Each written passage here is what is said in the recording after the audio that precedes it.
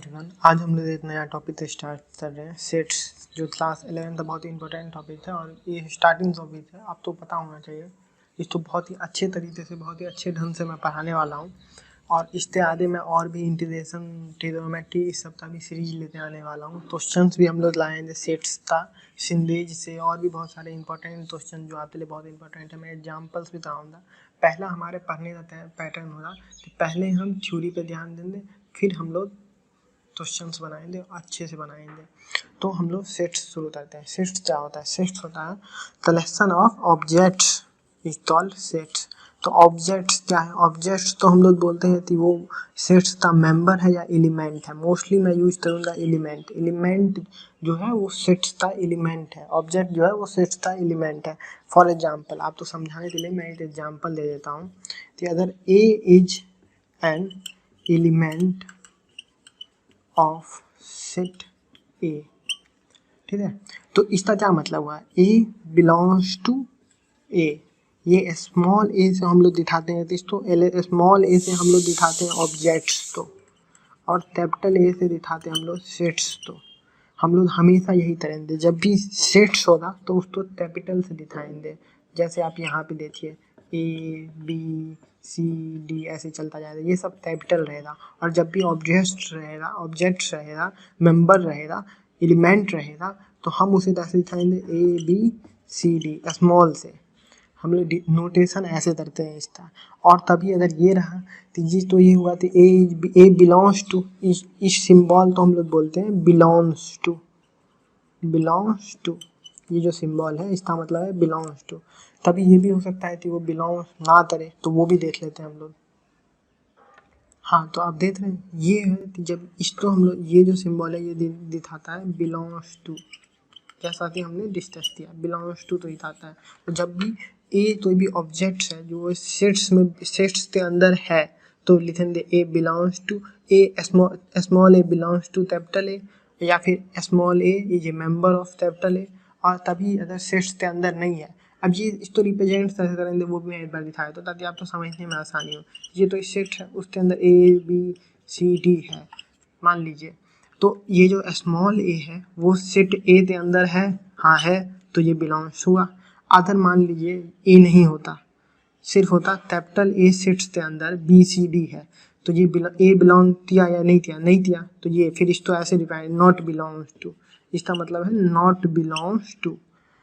देख ही रहे, काट दिया है, नॉट बिलोंग टू। देख रहे हैं आप? तो ये है, यहाँ से आप तो समझ में आ गया होगा।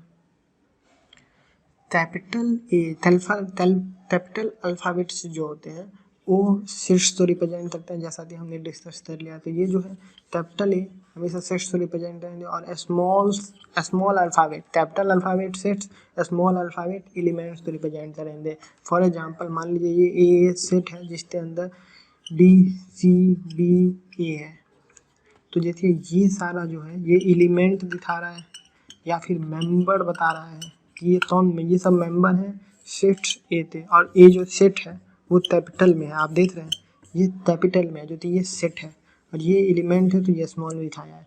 ये पता होना चाहिए आपको। अब ये कुछ इंपॉर्टेंट नोटेशन है जो कि आपको पता होना चाहिए। पहले हम लोग सेट्स के बारे में डिस्कस करें उससे पहले ही पता होना चाहिए, ताकि आप अच्छे से समझ पाएँ सेट्स को। तो कुछ नोटेशन है जो आपको पता होना चाहिए, जैसे एन, कैपिटल एन नोटेट करता है set of all natural number तो होगा 1 से स्टार्ट होते हैं इनफाइनाइट तक चलता जाएगा, वो सारा हुआ। जेड जो है वो सारे इंटीजर तो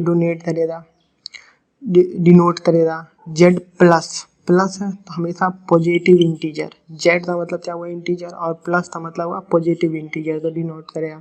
क्यू का मतलब हुआ rational number, all rational number, और प्लस लग गया तो पॉजिटिव रैशनल नंबर तो डिनोट करेगा। R real number, R for real, तो रियल नंबर हुआ, तो रियल नंबर सारे सेट्स ऑफ रियल नंबर तो डिनोट करेगा। आर प्लस तो पॉजिटिव रियल नंबर तो डिनोट करेगा। और सी, ये सी है कैपिटल सी, समझिए complex number, C for complex number तो डिनोट करेगा सारे, ऑल। तो ये नोटेशन आपको एक बार पता होना चाहिए ताकि आपको समझने में आसानी हो। तो मैं इस नोटेशन का यूज करने वाला हूँ इसलिए मैंने एक बार आपको सारा बता दिया और आपको सवाल बनाने में बहुत आसानी होगा अगर आप इस पूरे नोटेशन को ध्यान रखिएगा तो। अब हम लोग देखते हैं कि हम लोग सेट्स तो कैसे रिप्रेजेंट कर सकते हैं, कैसे उसका रिप्रेजेंटेशन हो सकता है। दो तरह से हो सकता है, तो रोस्टर मेथड है जो सेट बिल्डर मेथड है। तो हम लोग ये रोस्टर मेथड देख लेते हैं, फिर सेट बिल्डर मेथड भी देख लेते हैं। पहला ये है, दूसरा ये है। तो हम लोग पहला ये देख लेते हैं। इसको हम लोग रिप्रेजेंट करें तो सेट बिल्डर मेथड में जो भी सेट के अंदर जो भी एलिमेंट होंगे वो ब्रैकेट के अंदर होंगे। ये ब्रैकेट जो है उसके अंदर होंगे। फॉर एग्जाम्पल अगर हमें लिख दिया जितने वीक में जितने डेज होते हैं तो सब हमारे ब्रैकेट के अंदर होंगे। Sunday, Monday, Tuesday, Wednesday, Thursday, Friday, Saturday, ये सब कुछ ब्रैकेट के अंदर है। अब ऐसा नहीं है, अब आपके मन में आया कि मैं पहले सैटरडे लिख लेता हूँ, फिर संडे लिख लेता हूँ, फिर ट्यूसडे लिख दूंगा, फिर फ्राइडे लिख दूंगा, तो आप कर सकते हैं। Series position of this element will not depend, position of element पे तो ही डिपेंड नहीं करेगा। सेट्स के अंदर तो ये पहले हो जाए, ये बाद में हो जाए, ये पहले हो जाए, ये बाद में हो जाए, चलेगा, कोई दिक्कत नहीं है। तो आप लिख सकते हैं वैसे भी। अगर हम एक एग्जांपल और लें तो अगर हम कौन सा एग्जांपल लें, परफेक्ट स्क्वायर 100 तक का ले लेते हैं। परफेक्ट स्क्वायर अंडर 100, तो जो परफेक्ट स्क्वायर है 100 तक क्या कौन से होंगे, 0 होंगे, 1 होगा, 4 होगा, 9 होगा, 16 होगा, 25 होगा, 36 होगा, 49 होगा, उसके बाद क्या होगा, 64 होगा, 81 होगा और 100 होगा। ये सारे परफेक्ट स्क्वायर होंगे। ये इस सीरीज में लिख दिया और हमें हमेशा ब्रैकेट के अंदर लिखना, जैसा कि मैं बता दिया वो रोस्टर मेथड में हम ब्रैकेट के अंदर लिखेंगे और ऐसे रिप्रेजेंट करेंगे। सीरीज ये पहले हो सकता है, ये बाद में हो सकता है, ये पहले हो सकता है, ये बाद में हो सकता है। पोजीशन पे डिपेंड क्या करेगा, नहीं करेगा। ये मैंने आपको बता दिया। तो ये तो हमारा हो गया रोस्टर मेथड। अब सेट बिल्डर मेथड भी देख लेते हैं। तो जैसे हमने रोस्टर मेथड में देखा परफेक्ट स्क्वायर था, वैसे ही इसमें भी परफेक्ट स्क्वायर था। एक एग्जाम्पल लेते हैं, हम सॉल्व करते हैं और देखते हैं। परफेक्ट स्क्वायर था जैसे इसमें कैसे रिप्रेजेंट करेंगे, सेट है एक, मान लीजिए सेट पी है जिसके अंदर एलिमेंट एस है। तो S such that S is a perfect square in which 0 से लेते 100 के बीच में एस है और एस एक नेचुरल नंबर है। इसको क्या बोलते हैं हम लोग, बिलोंग्स टू, और ये सच दैट तो हम लोग दो तरह से लिख सकते हैं। सच दैट तो एक तो हम लोग ऐसे रिप्रेजेंट करते हैं और दूसरा ऐसे रिप्रेजेंट करते हैं, एक ऐसे और एक ऐसे। दो तरह से हम लोग सच दैट तो रिप्रेजेंट करते हैं। और बिलोंग्स टू का तो आप तो पता ही है। तो जब भी हमें सेट बिल्डर मेथड में हम लोग ऐसे दिखाएंगे परफेक्ट स्क्वायर का, ऐसे एस है जो परफेक्ट स्क्वायर है और वो 0 से 100 के बीच में है और S belong to natural number, तो हमें नेचुरल नंबर में ही चाहिए, हमें डेसिमल में नहीं चाहिए, इसलिए मैंने नेचुरल नंबर में लिख दिया है।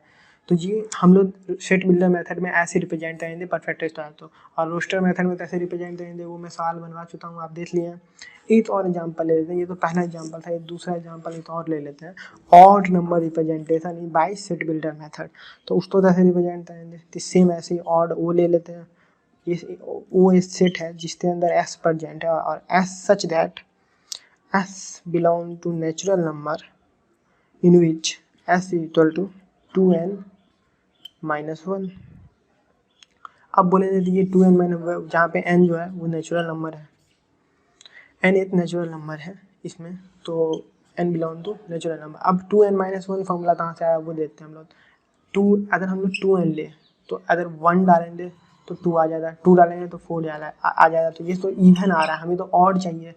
तो अगर 2n में से एक कम कर देते हैं तो यहाँ पे 1 डालें तो 2n - 1 1 एक ऑड आया।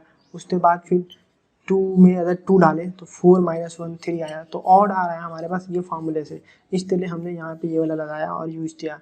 यहाँ तो समझ में आया आप तो।